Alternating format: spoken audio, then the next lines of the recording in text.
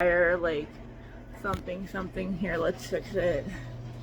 So we had ordered absinthe, and we had like an after party after the Indiana reception, and so like we had just like a few people over and got got white girl wasted. I shouldn't say that, because like people say like, oh, you can say that, like you're a white girl. Like, no, I'm not. I'm half. Like, I'm Cherokee and I'm white, but yeah, we got wasted. People don't realize how, you have something with actual wormwood. Although now, like, there's Malort, which is like just common, like, and people are like, oh my god, Malort, like, it's so intense. And I'm like, okay, that's nice. You think it's intense. That's cute. You can think that's intense. That's adorable, isn't it? So it's not that intense. It's really not. If you've never had Malort, it's called the Chicago Handshake. And order one ahead of time. So I'm gonna tell you this trick, okay? And first of all, do not do this unless you are the age of 21 or older, or if you're in another country, you need to be the drinking age in that country.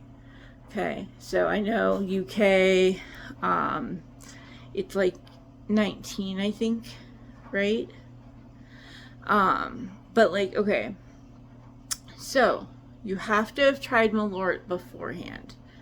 So whether you're doing this in your home and you get a bottle of it, or whether you intend to do this at the pub, you have to try it first without anyone, like, or without anyone that you intend to do it to.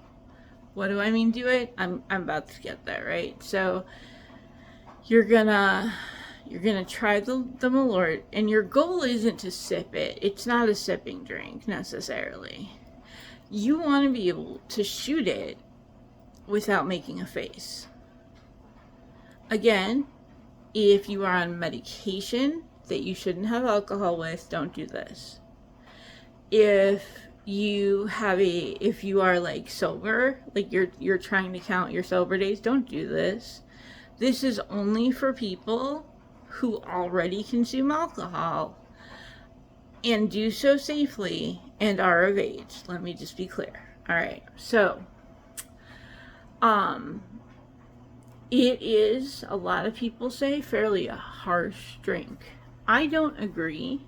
I think that having had other things with wormwood in them, it's just not that harsh comparatively. Like, if you have ever had to keep up with, or I shouldn't say have had to, but if you've ever kept up with men who outsize you by 50 to 100 pounds, who are drinking absinthe, in the early 2000s, when like no one was drinking the real thing, then this isn't that big of a deal. Maybe, so I understand that I'm coming to this from a very different experience. But so you have it, right? You make sure that you're not going, so like if you don't do well with bad taste in alcohol, and you tend to think that harsh alcohols taste bad, maybe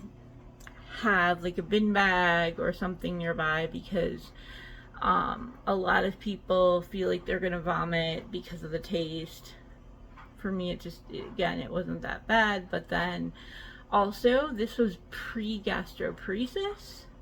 I would not do this now, having gastroparesis. I really, it's not something I would do. I wouldn't risk it.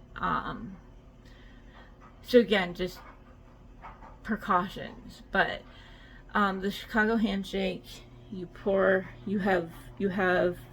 it for yourself and the other person, or if you're at a bar, you get shots, for them, and then you're like, I'll do it with you. Like, obviously it's not that bad. I'm gonna do it with you. Like, I'm not even, we can do this. I won't even make a face when I do it. Come on. Like, this is no big deal. And then you introduce them to the Chicago handshake. And I will never claim to be from Chicago. Depending on the day of the week, I will say that I am from the South. I will claim Alabama specifically, Roll Tide. I will say I was technically born in Indiana because I was technically born in Indiana. And I will say that I currently live in the suburbs of Chicago on the Indiana side, which, since I have moved with my partner, is technically true.